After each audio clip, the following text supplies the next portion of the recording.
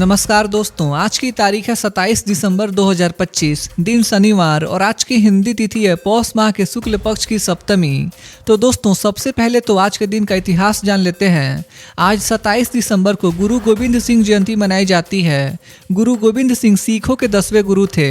उन्होंने खालसा पंथ की स्थापना की और अन्याय के खिलाफ खड़े होने का संदेश दिया। यह पर्व साहस, बलिदान और समानता की सीख देता है। कई राज्यों में आज सार्वजनिक अवकाश भी रहता है। आज ही अंतर्राष्ट्रीय महामारी तैयारी दिवस भी मनाया जाता है। इसका मकसद लोगों को यह समझाना है कि महामारी जैसे खतरों से बचने के लिए समय रहते तैयारी, मजबूत हेल्थ सिस्टम और जागरूकता बहुत जरूरी है। इतिहास में 27 दिसंबर 1911 को भारतीय राष्ट्रीय कांग्रेस के कलकत्ता अधिवेशन में पहली बार जनगण मन गाया गया था, जो बाद में भारत का राष्ट्रगान बना। आज ही के दिन साल 1965 को बॉलीवुड के मशहूर अभिनेता सलमान खान का जन्म हुआ था।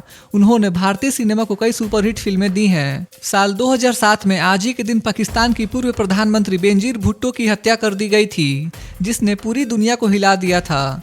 साल 1945 में आज ही के दिन विश्व बैंक और IMF की स्थापना हुई, ताकि वैश्विक अर्थव्यवस्था को मजबूत किया जा सके।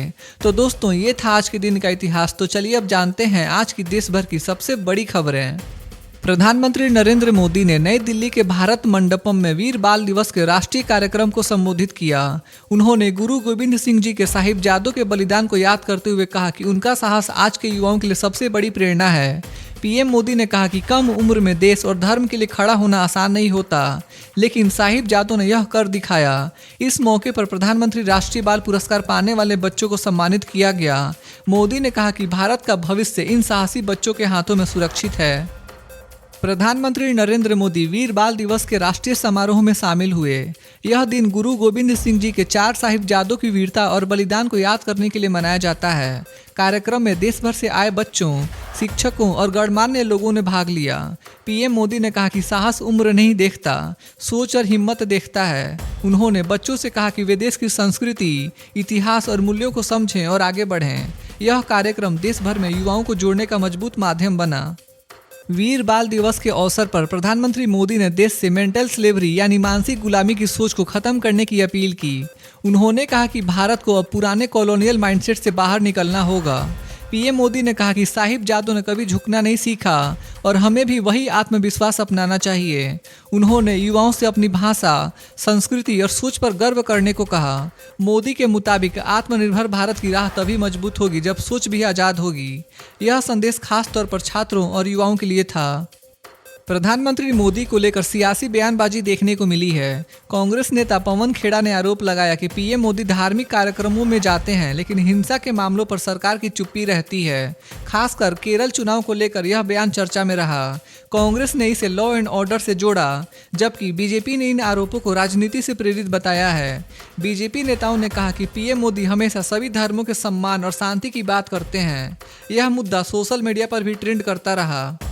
प्रधानमंत्री नरेंद्र मोदी दिल्ली के कैथेड्रल चर्च में आयोजित क्रिसमस प्रार्थना सभा में शामिल हुए। उन्होंने प्रेम, शांति और भाईचारे का संदेश दिया। PM मोदी ने कहा कि भारत की ताकत उसकी डाइवर्सिटी और यूनिटी में है। उन्होंने ईसा मसीह की शिक्षाओं को याद करते हुए कहा कि सेवा और कंपैशन से ही समाज मजबूत बनता है। चर्च में मौजूद लोगों ने प्रधानमंत्री का स्वागत किया। इस मौके पर PM मोदी की मौजूदगी को धार्मिक सौहार्द और राष्ट्रीय एकता का मजबूत संदेश माना गया। प्रधानमंत्री नरेंद्र मोदी ने वीर बाल दिवस पर साहिबजादों को श्रद्धांजलि अर्पित की। उन्होंने कहा कि साहिबजादों का बलिदान भारतीय इतिहास का सबसे गौरवशाली अध्याय है। PM मोदी ने बताया कि किस तरह बहुत कम उम्र में भी उन्होंने अत्याचार के सामने झुकने से इनकार कर दिया। मोदी ने कहा कि यह दिन हमें सिखाता है कि सच्चाई और धर्म के लिए खड़े रहना कितना जरूरी है। उन्होंने देशवासियों से आग्रह किया कि बच्चों को इन वीर गाथाओं के बारे में जरूर बताएं, ताकि आने वाली पीढ़ी प्रेरित हो। बिहार के पूर्व मुख्यमंत्री राबड़ी देवी के सरकारी आवास से सामान हटाए जाने का वीडियो सामने आया है। जानकारी के मुताबिक सरकारी रेसिडेंस को खाली कराया जा रहा है। इस समय तेजस्वी यादव विदेश में हैं, जबकि लालू प्रसाद यादव और परिवार दिल्ली में मौजूद है। तेज प्रताप यादव ने इस पूरे मामले पर सुरक्षा को लेकर चिंता जताई है। विपक्ष का कहना है कि यह कार्रवाई राजनीतिक दबाव में की जा रही है, जबकि सरकार इसे एडमिनिस्ट्रेटिव प्रोसेस बता रही है। इस घटना ने बिहार की राजनीति में एक बार फिर टेंशन और पॉलिटिकल डिबेट को तेज कर दिया है। पटना में मुख्यमंत्री नीतीश कुमार के काफिले से जुड़ा एक सीरियस एक्सीडेंट हुआ। जानकारी के अनुसार काफिले की एक गाड़ी ने ड्यूटी पर तैनात ट्रैफिक डीएसपी को टक्कर मार दी, जिससे अधिकारी घायल हो गए। हादसे के तुरंत बाद डीएसपी को अस्पताल ले जाया गया, जहां उनकी हालत स्टेबल बताई जा रही है। घटना के बाद सुरक्षा व्यवस्था और कॉन्वॉय मैनेजमेंट पर सवाल उठे हैं। प्रशासन ने मामले की जांच शुरू कर दी है। मुख्यमंत्री योगी आदित्यनाथ ने टाटा सन्स और सीफी टेक्नोलॉजी के टॉप ऑफिशियल्स के साथ अहम बैठक की है।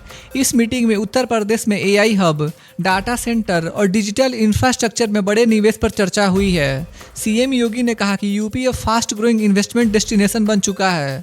अधिकारियों ने स्टेट में स्किल्ड मैन पावर, बेहतर पॉलिसी और लॉ एंड ऑर्डर की तारीफ की है। एक्सपर्ट्स मानते हैं कि अगर ये प्रोजेक्ट्स आते हैं तो हजारों जॉब्स क्रिएट होंगी और यूपी की इकोनॉमी को स्ट्रॉन्ग बूस्ट मिलेगा। बंगाली अभिनेत्री और नेता पर्णो मित्रा ने भारतीय जनता पार्टी छोड़कर टीएमसी ज्वाइन कर ली है। टीएमसी में शामिल होते समय पर्णो मित्रा ने साफ कहा कि बीजेपी में जाना उनका रॉन्ग डिसीजन था। उन्होंने कहा कि मुख्यमंत्री ममता बनर्जी की पॉलिसीज और लीडरशिप पर उन्हें पूरा भरोसा है। राजनीतिक एक्सपर्ट्स मानते हैं कि पर्णो मित्रा का टीएमसी में आना पार्टी के लिए पॉलिटिकल एडवांटेज है, खासकर अर्बन और युवा वोटर्स के बीच। चुनाव से पहले यह कदम बीजेपी के लिए बिग सेटबैक माना जा रहा है और बंगाल की राजनीति में इसका असर आने वाले दिनों में साफ दिख सकता है। मुख्यमंत्री ममता बनर्जी ने एसआईआर यानी स्पेशल इंटेंसिव रिवीजन को लेकर चुनाव आयोग पर गंभीर आरोप लगाए हैं। ममता का कहना है कि वोटर लिस्ट अपडेट के नाम पर रियल वोटर्स के नाम हटाए जा रहे हैं, जो डेमोक्रेसी के खिलाफ है। उन्होंने साफ चेतावनी दी कि अगर यह प्रक्रिया नहीं रोकी गई तो टीएमसी स्टेट वाइड प्रोटेस्ट करेगी। ममता ने कहा कि चुनाव से पहले ऐसी एक्टिविटी से जनता का भरोसा कमजोर होता है। इस बयान के बाद पश्चिम बंगाल की राजनीति और ज्यादा हीटेड हो गई है और विपक्ष व चुनाव आयोग पर सवाल खड़े हो रहे हैं। कल से नई दिल्ली में national conference of chief secretaries की शुरुआत हुई है। यह 3 दिवसीय सम्मेलन प्रधानमंत्री नरेंद्र मोदी की अध्यक्षता में आयोजित किया जा रहा है। इस कॉन्फ्रेंस में सभी राज्यों और केंद्र शासित प्रदेशों के चीफ सेक्रेटरी शामिल हुए हैं। बैठक में education, skill development, sports, social sector और गवर्नेंस रिफॉर्म्स जैसे अहम मुद्दों पर चर्चा हो रही है। सरकार का मकसद केंद्र और राज्यों के बीच कोऑर्डिनेशन बेहतर करना है। यह सम्मेलन पॉलिसी मेकिंग के लिहाज से काफी महत्वपूर्ण माना जा रहा है। दिल्ली में गरीब और जरूरतमंद लोगों के लिए बड़ी राहत की घोषणा हुई है। राजधानी दिल्ली में 45 नई अटल कैंटीन शुरू की गई है, जहां सिर्फ 5 रुपए में भरपेट खाना मिलेगा। इन कैंटीनों का उद्घाटन मुख्यमंत्री रेखा गुप्ता ने किया है। सरकार का कहना है कि इस योजना से डेली वेज वर्कर्स, मजदूर और गरीब परिवारों को सीधा फायदा मिलेगा। खाने की क्वालिटी और हाइजीनिक पर खास ध्यान दिया जाएगा। दिल्ली सरकार की यह योजना सोशल वेलफेयर के तहत एक बड़ा कदम मानी जा रही है। भारत में सोने और चांदी की कीमतों ने नया रिकॉर्ड बना दिया है। घरेलू सर्राफा बाजार में 24 कैरेट सोना प्रति 10 ग्राम करीब 1,39,000 रुपए के ऊपर पहुंच गया है। वहीं चांदी भी तेज उछाल के साथ हाई लेवल पर कारोबार कर रही है। मार्केट एक्सपर्ट्स के मुताबिक ग्लोबल अनसर्टेनिटी, डॉलर की कमजोरी और सेफ इन्वेस्टमेंट की डिमांड बढ़ने से गोल्ड सिल्वर में तेजी आई है। शादी के सीजन और निवेशकों की स्ट्रॉन्ग बाइंग ने भी कीमतों को सपोर्ट किया है। भारतीय रिजर्व बैंक यानी आरबीआई ने कल 26 दिसंबर को सॉवरेन गोल्ड बॉन्ड 2017-18 सीरीज 13 का फाइनल रिडीम्शन किया है।